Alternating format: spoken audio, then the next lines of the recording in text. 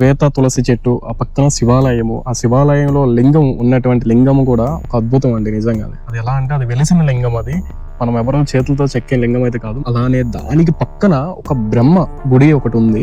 ఇక్కడ విశేషం ఏంటంటే బ్రహ్మదేవుడు ఇక్కడికి వచ్చి తపస్సు చేసి జపం చేసేవాడు. ఇది దీన్నే శ్వేత తులసి అని అంటున్నారండి. ఇది చూడడానికి చాలా మహావృక్షంగా ఉంది. అసలు ఇది ఆ టైంలో ఏంటంటే రాజు దీన్ని ఇక్కడ చేరదీసి చూస్తున్నారు కదా, దీని యొక్క ఆకులు చూడండి ఎలా ఉన్నాయో, చాలా డిఫరెంట్ గా ఉన్నాయి. మనం రెగ్యులర్ గా చూసే తులసి చెట్టు లాగా అయితే లేవు. ఇక్కడ ఉన్న వాళ్ళు ఎవరైనా మాత్రం ఈ చెట్టుని టచ్ చేసి కానీ, ఆ చెట్టుకి హాని కలిగించారు, దాన్ని కొమ్మలు ఎరగొట్టడం కానీ, దాన్ని నరకడం కానీ, ఇలాంటివన్నీ ఏమైనా చేస్తే మాత్రం వాళ్ళకి మాత్రం పాములు, అంటే శ్వేత నాగులుగా అలా అంటే అటువంటి పేరుతో పిలిచినటువంటి పాములు, నాగు పాములు ఇలాంటివి ఏమైతే ఉంటాయో అవన్నీ కొంచెం డిస్టర్బ్ చేయడమే. అప్పటి రాజుల కాలం నాటి విగ్రహంగా చూసారు కదా వినాయకుడు, కాకపోతే చూస్తున్నారు కదా ఈయన సుబ్రహ్మణ్యుడు. ఎంత పురాతనంగా ఉన్నాయో చూడండి, ముఖం అంతా కూడా. మనకి విగ్రహం చూడండి ఎలా ఉంది కదా, ఒక అమ్మవారికి వస్త్రం కట్టున్నారు. కాకపోతే ఇది అమ్మవారా కాదా ఏంటనే తెలియట్లేదు. ఈ గంటలో కూడా చూడండి అసలు ఎలా అంటే మనం ఏదో భూత్ బంగళాలోకి వెళ్ళినట్టు ఏ విధంగా ఉంటుందో ఆ విధంగా చాలా పురాతనంగా ఉంది.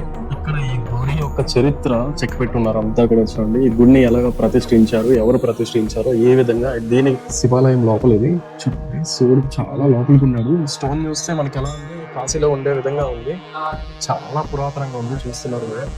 ఇది మనం చెక్కి పెట్టినటువంటిది అయితే కాదండి, ఇది పుట్టిక లింగము. చూస్తున్నారు కదా, 2 భాగాలుగా విభజించి ఉన్నది. ఇదంతా కూడా పైన సర్పం. మనకి బ్రహ్మ, విష్ణువు, పార్వతి, దుర్గామాత అందరూ ఒకే దగ్గర ఉండి కూర్చునే విధంగా ఉంది. ఈ వీడియో కానీ మీకు నచ్చితే ఛానల్ లైక్ చేయండి, షేర్ చేయండి, సబ్స్క్రైబ్ చేయండి. నెక్స్ట్ వచ్చే వీడియోలో కలుసుకుందాం.